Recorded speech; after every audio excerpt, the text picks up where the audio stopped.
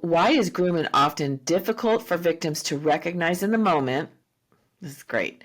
And what psychological tactics do predators use to manipulate trust and boundaries? Mm, mm. And some of these are things that we've talked about that Yeah. for me, I loved horses so much. They were just Mm-hmm. like my everything, and they were my best friends, and I just adored being able to be around them. So he used that to his advantage, and the access meant that I had to dance around whatever was happening with him in order to not lose those relationships. So that's such a big setup, um, and hard for kids to reconcile because it's their dreams and their passion. Um, That's the question I was thinking of is with the kids because, and I'm sure from your experience this is true that they don't know what's going on, right? But sometimes they know something's off, mhm, right? mhm, It's like mhm. all of a sudden you thought of this person this one way, and then he did something that was just a little bit weird or something that made you go, "Ooh, I don't. What does that mean?" Yes. So, what in this whole thing with the grooming and empowering the kids, and what is it we should be saying to the kids that when something feels off and giving them a excuse me, and giving them a safe place to express Mhm, that, and they may not even know that because how many of us had that weird little thing happen and we didn't say anything because we didn't know to say anything. mhm. It's so challenging, isn't it, on so many levels? Like when there's two different competing feelings at the same time. Yeah. Like I adored this man. Yeah. He was offering me so much in terms of access to the horses, learning to ride them, being able to show them. I had unlimited access to horses, and that was incredibly important to me. And yet then when these kind of, feelings came up that were like, Something's that off. doesn't feel good. It's really, I don't like that. That was, I had to negate that in a sense. So that's Hmm. where I split myself from my own feelings and experience. And, to my own detriment down the road too, where then, that split remained. Hmm. Um, uh, and I think the keeping the open communication channels with parents is so important.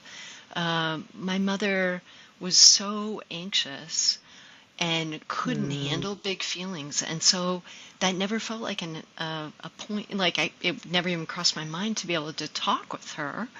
And my father was around but very minimally involved, and so that wasn't an access point for Yeah, it me. wasn't a safe place for you to go and get support. Yeah, yeah, exactly.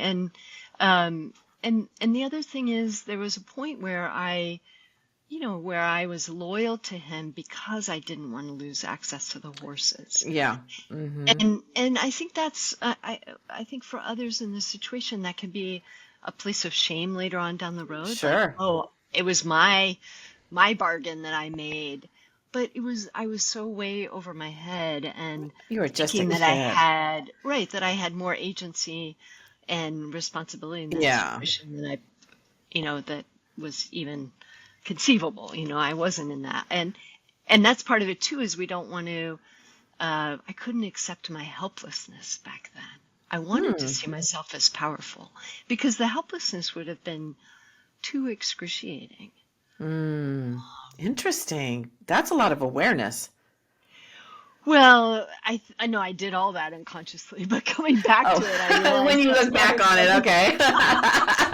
oh no, I was oblivious.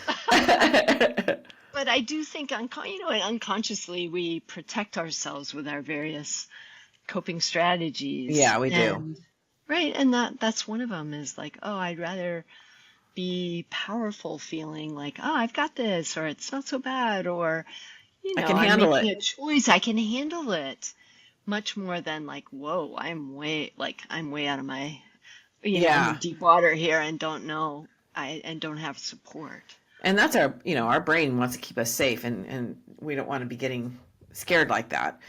I just think that there's nothing wrong, and you're the therapist, so you can correct me if I'm wrong, but having conversations very young with your children about their own intuition and about when they feel something's off, to learn to, even if they can't articulate exactly what that feeling is, but if something doesn't feel right in you, Yes. that you can Yes. always come tell mom or dad or Yes. a safe person, but because that is something that we don't even think to say.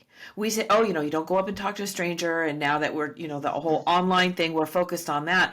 But I think we really need to teach kids to listen to that intuition real young, because that has been a lifesaver for me so many times. Absolutely, absolutely. And I think there is more education that way of like, if anybody touches you, you feel uncomfortable with any kind of touch, we're learning more about, teaching kids about how to set boundaries with their bodies and all of Yes, these great lessons. But it does also mean that the parents have to do work to be tuned into their own intuition correct. and their own kind of spidey sense. Yes, And it's very hard, right? Like we come from generational trauma that isn't always, mm-hmm. fully processed, of course, and so that ends up creating some blind spots down the road too. Mm-hmm. Exactly. Yeah. And we've got parents now that are both working and aren't able to be at everything for the children. And so that's hard too. So that's why it is important to really make that effort and to connect with the children and to have Yeah, open communication with them and check in with them, every day right. about That's what's right. going on.